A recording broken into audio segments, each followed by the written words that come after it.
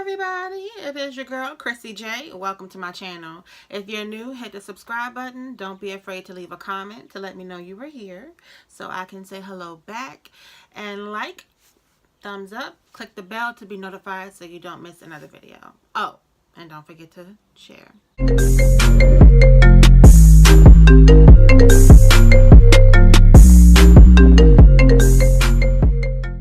So today's topic, we're just going to go over ADHD and kids.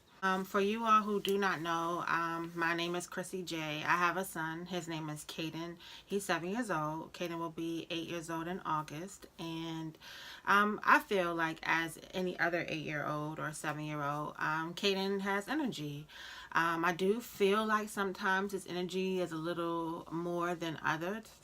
There have been situations where we have been in setting with other children his age. And then those children are more calmer or know when to kind of like take a break. And Caden is just like constantly going. So, growing up when he was a little younger, we would just always say, oh, it's boy energy or boys have more energy, blah, blah, blah. But now that he is around, boys and boys of his age, Caden kind of still stands out with his hyperactivity. And so, speaking with several of his teachers from the past and from this year, they all kind of have the same opinion towards his hyperactivity, and they feel that Caden's hyperness is a bit elevated more than most, so it does kind of stand out. I did have a conference with his teacher, and he didn't outwardly say, I think that he may have ADHD, but the teacher basically gave me a story on how he was diagnosed with it. So that was kind of like his way of saying he feels that Caden may have it, and he started talking to me about the symptoms of it and this, that, and the third. But at the end of the day, he was like, I'm not a physician, but I would recommend, speaking with his doctor, to get a doctor's take on, what's going on so that it can be addressed sooner than later. So, in the meantime, and I am going to take Caden to go see his doctor and speak with his doctor and see what's going on. But I know that whenever you go to a doctor, their job is to medicate you. And I hate to say it like that, but at the end of the day, like that's what they I mean, I've worked in doctors' offices, and I see how the pharmaceutical sales reps come in and they sell the doctor. It's like doctors literally don't even have time to research it or find out what it is that this representative is selling them, but they'll be like, oh, here's 30 packs or whatever, and it's good for this, that, and the third, and the doctor will put it out there and give to their parents, their patients to test it out. And I just feel like that's just what they do.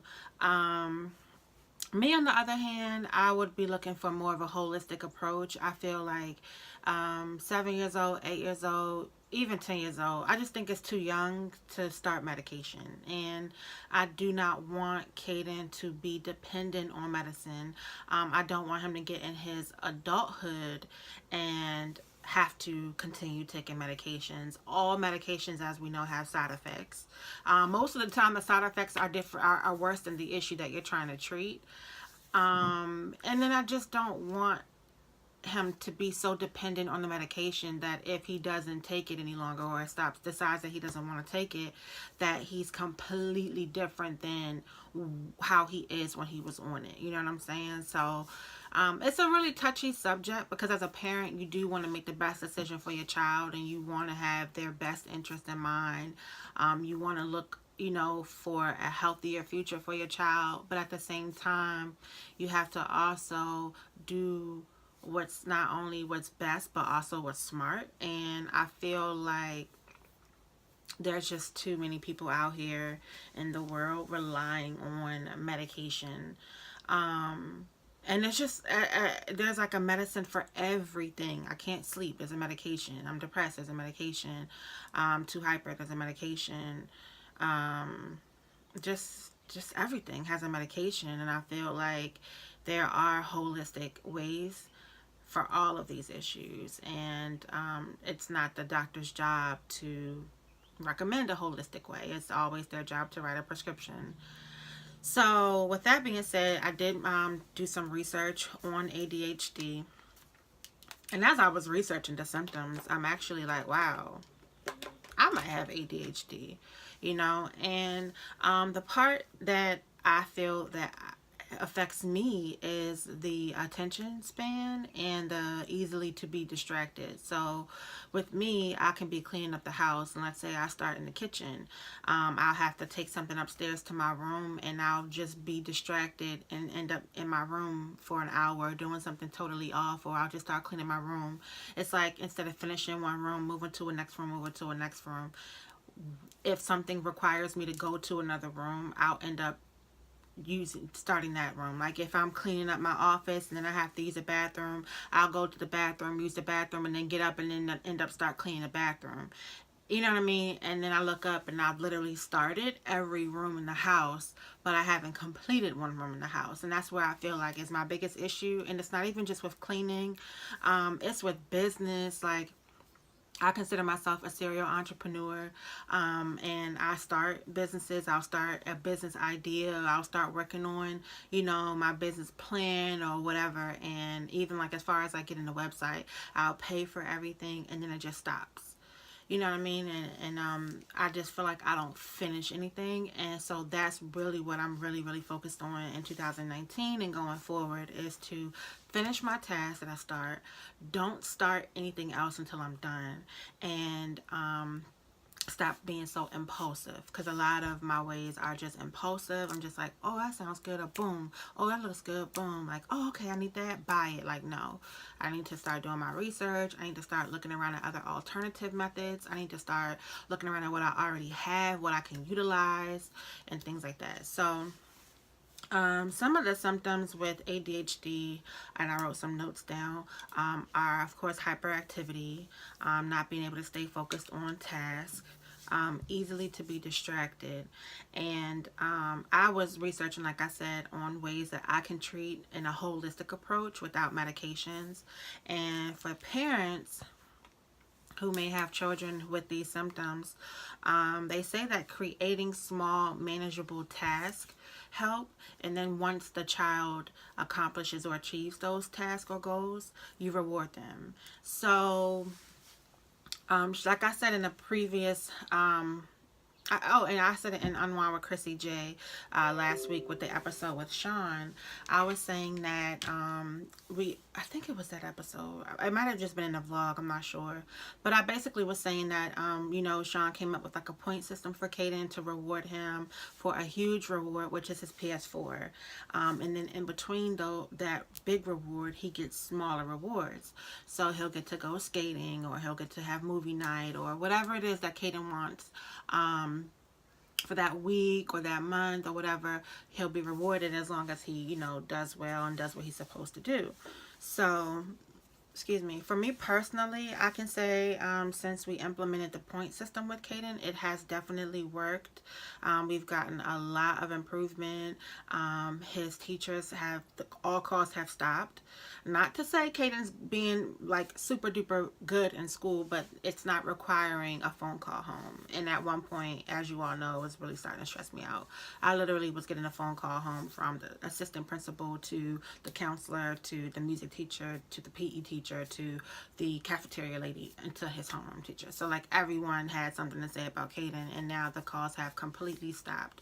So I feel like a lot of it is just taking the time out and not only just giving the attention to what the child is not doing, but paying attention to what the child is doing, reward the child, and make the child feel good, congratulate the child for doing good, and make that child feel like you're paying attention to the good and the changes. And I feel personally with my son that when I do say, oh, how was your day, or okay, then you've been doing really good in school, I haven't gotten any phone calls, and good job, babe, and I'll give him a high five. And I noticed that when I make him feel good about it, he wants to do it even more. So like he'll come right home and he'll say, mommy, I did really good in school today. I forgot the teacher's name, but she texted daddy and told daddy that I had a good day. And yeah, I just feel like once you reward the child and you make the child know that you're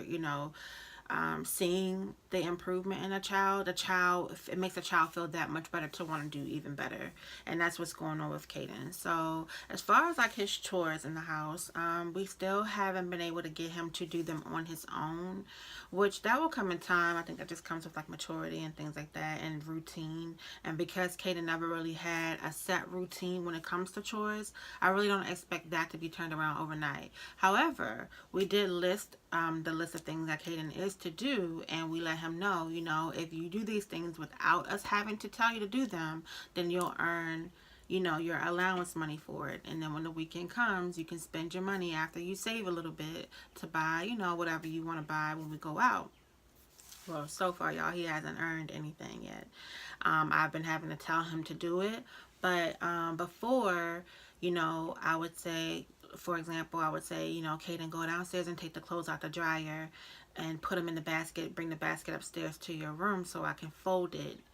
Then bring any other dirty clothes that are in your room downstairs to the laundry room. And after you're done that, go empty out the trash cans around the house and put them in the bag to bring down to go out. When I say that to myself, I'm like, that could be a lot. You know what I mean? Like, to me, because I know that that's what I want done, it's not a lot to me. But now that I'm saying it to you all, and I'm hearing my words come out my mouth, to a 7-year-old, that's a lot to comprehend in one thing. So it's like, in somewhere in those directions, something's going to not get done, or something's not going to get done right, or it's just not going to be completed the exact way in which I said. So he'll probably go get the clothes, bring them upstairs, and forget to bring the clothes back downstairs. You know what I mean? Something like that. Or he'll do that and complete that, and then I'll have to say, Caden, did you go get the trash? And then he'll be like, oh, you know what I mean? So, in doing my research, I've read that it's better to break up the task instead of giving a whole list of things to do. Give them in small tasks and goals. So it'll go from, Caden, go upstairs and get the basket of clothes in your room and bring it to the laundry room. And let him do that, and then he'll come back upstairs. And unfortunately, I have to send him back down to say, Caden, go, get the clothes out the dryer and put them in a basket and take them back upstairs. And I hate to have to like rip and run him all over the house, but until he can kind of like comprehend more than one task at a time, I have to do it that way. And I feel that it's been working. Tasks have been completed. I don't have to repeat myself over and over. And even just getting him in a routine. So like, when he comes home, the first thing you do, take your lunchbox out of your book bag, put the ice pack in the freezer, put the lunchbox on the counter, take your book bag upstairs, put the shoes neat by the door, hang up your coat if you have one on in the coat closet, things like that, you know what I mean? Like, just getting him in the rhythm of doing that. And then ever since Caden was 2, it's always been, you come in the house, wash your hands. So that's always a given. Before you go in the kitchen and touch anything, wash your hands. So that has been in his routine. And now it's like, okay, as soon as he comes in the house, he does everything, and now he goes straight to his room and he gets his workbook.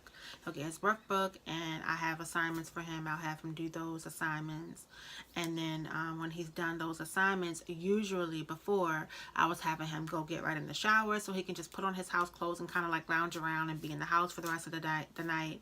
And then he'll, of course, get fed and just kind of just chill out and relax until it's bedtime. But what I've realized is that when bedtime approaches, he's having a hard time falling asleep, which is another symptom of the ADHD. They have a hard time falling asleep. It may be best to just try to get them, to increase their sleep, even by a half hour helps, it was saying. And so you want to get into like a nightly routine. And I guess I can vlog the nightly routine.